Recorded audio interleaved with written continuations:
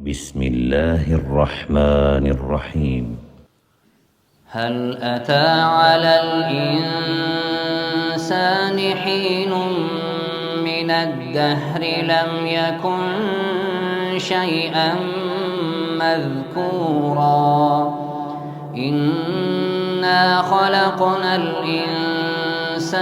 من نطفة أمشاج نبتليه فجعلناه سميعا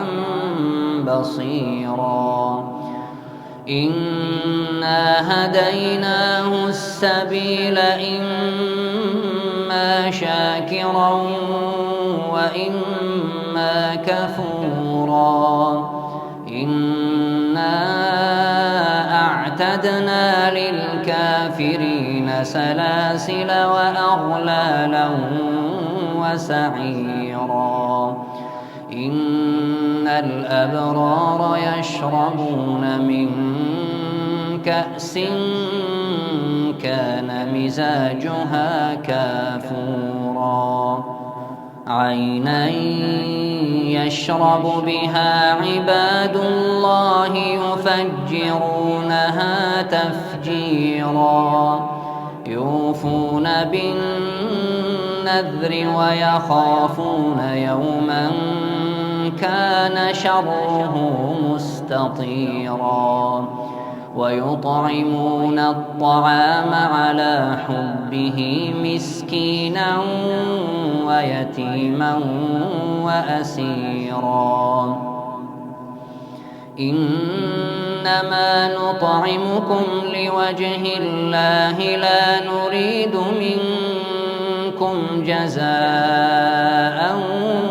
ولا شكورا إنا نخاف من ربنا يوما عبوسا قمطريرا فوقاهم الله شر ذلك اليوم ولقاهم نضرة وسرورا وجزاهم بما صبروا جنة وحريرا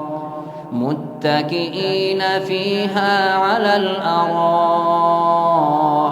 لا يرون فيها شمسا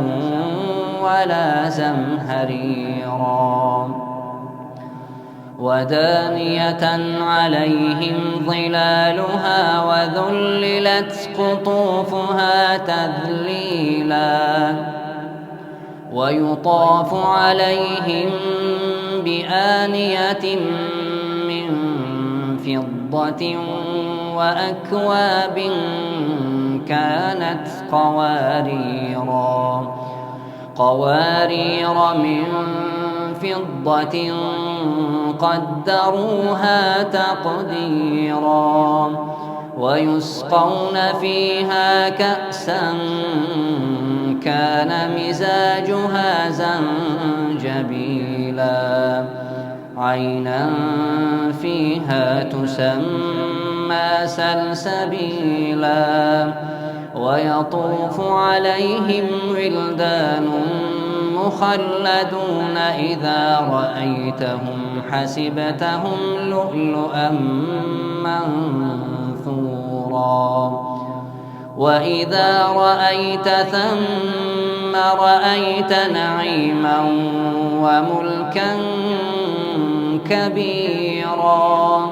عاليهم ثياب سندس خضر واستبرق وحلوا أساور من فضة وسقاهم ربهم شرابا طهورا إن هذا كان لكم جزاء وكان سعيكم مشكورا إنا نحن نزلنا عليك القرآن تنزيلا فاصبر لحكم ربك ولا تطع منهم آثما أو كفورا واذكر اسم ربك بكرة وأصيلا ومن الليل فاسجد له وسبحه ليلا طويلا إن هؤلاء يحبون العاجلة إن هؤلاء يحبون العاجلة ويذرون وراءهم يوما ثقيلا نحن خلقناهم وشددنا أسرهم وإذا شئنا بدلنا أمثالهم تبديلا إن هذه تذكرة فمن شاء اتخذ إلى ربه سبيلا وما تشاءون إلا أن يشاء الله إن الله كان عليما حكيما يدخل من يشاء في رحمته والظالمين أعد لهم عذابا أليما الله أكبر.